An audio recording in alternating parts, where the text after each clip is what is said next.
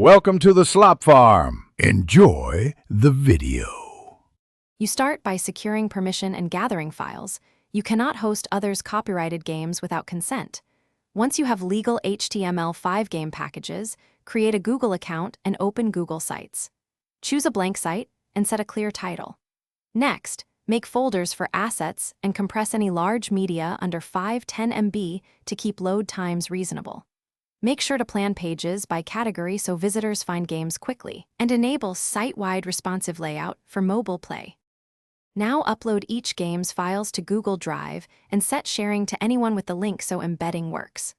Once uploaded, open Google Sites, add a new page, and insert an embed component using the Drive file or a published HTML page URL. Use an iframe with responsive dimensions.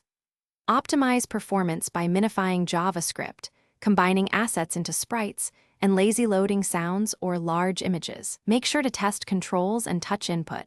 Iterate until gameplay is smooth across browsers. When ready, publish the Google site and choose visibility, anyone with link or public, only after confirming you comply with institution policies. Once published, rigorously test games in Chrome, Edge, and Safari to catch input or audio differences. If an embedded frame shows a blank or blocked page, check Google Drive sharing, ensure files are published as HTML, and examine console errors for CORS or mixed content. If embedding is still blocked, rehost the single HTML shell as a Google. Thanks for watching. Consider subscribing if we helped you today.